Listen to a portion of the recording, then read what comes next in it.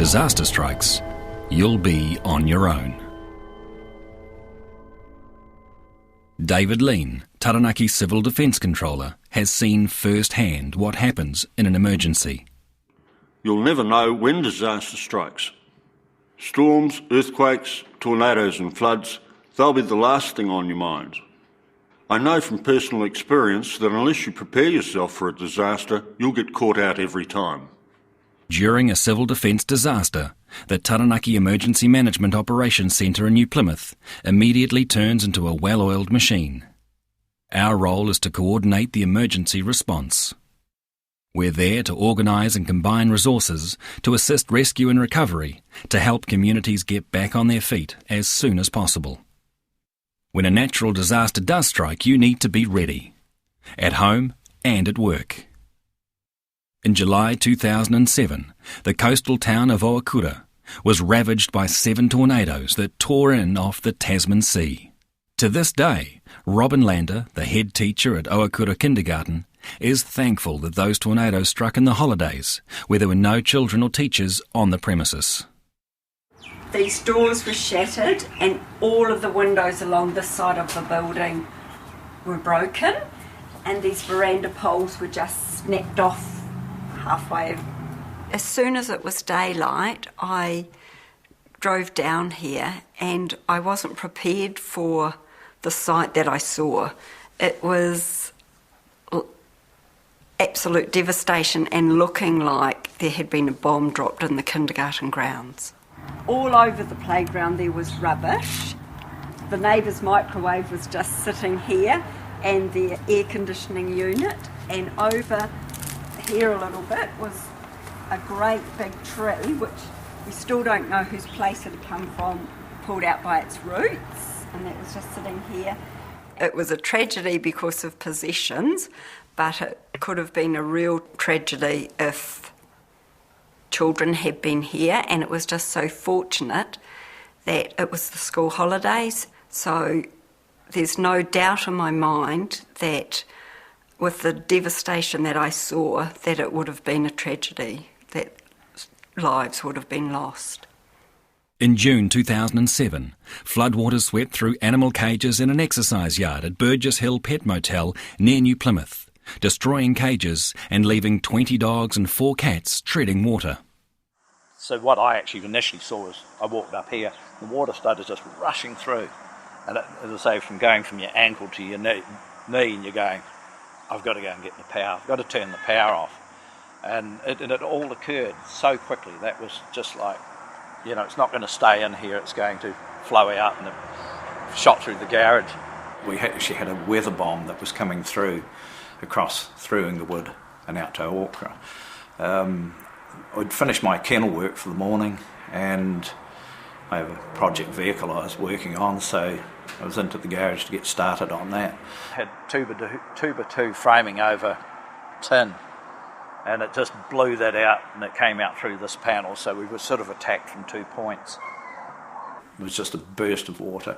In fact, there was 2 points that we'll see later that that they actually came through, and yeah, just to see it push walls out is amazing. And as I say, the thing was to get the animals out. Thankfully, there was no loss of human or animal life in these natural disasters.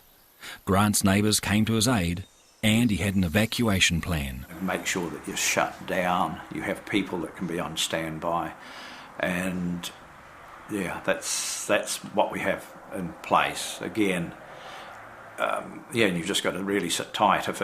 If something really bad happens, you've got to get out quickly. So we have a setup where if there's vehicles and we've got animals in, you just bang them into the cages, get them into the vehicle and go, and call on your help. So we have supplies at kindergarten, we have food supplies, and we have first aid supplies and blankets and all sorts, and things that we'd need, radios and candles and all first aid supplies. So if the parents are not here, that we can just manage with the children. And if the kindergarten is too bad to stay in, we will go to the Civil Defence Assembly Point, which is around Owakura Hall. After the tornado, I realised if you're not prepared, you are in trouble, and for a little bit of planning now, it's worth it. The reality is that in a civil defence disaster, you could be completely cut off.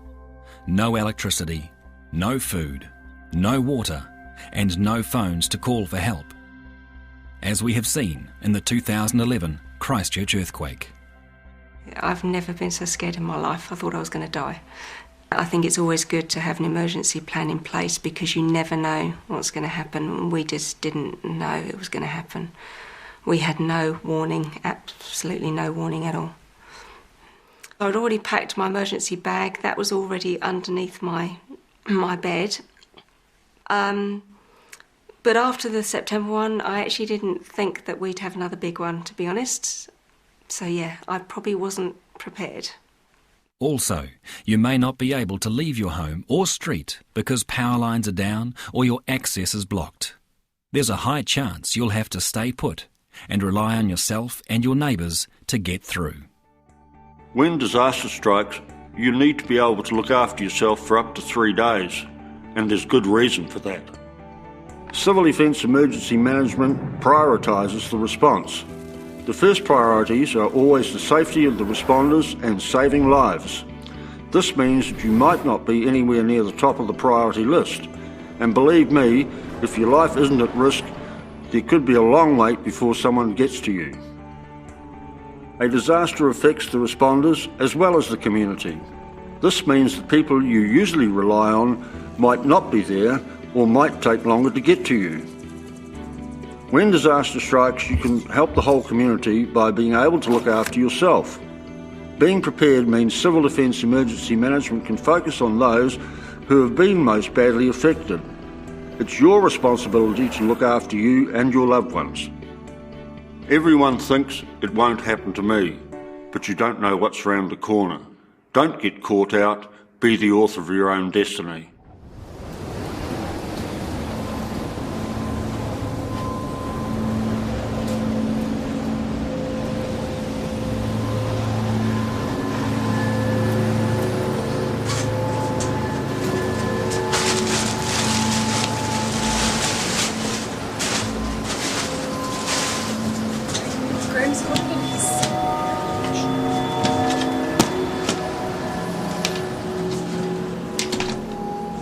Your survival is in your hands.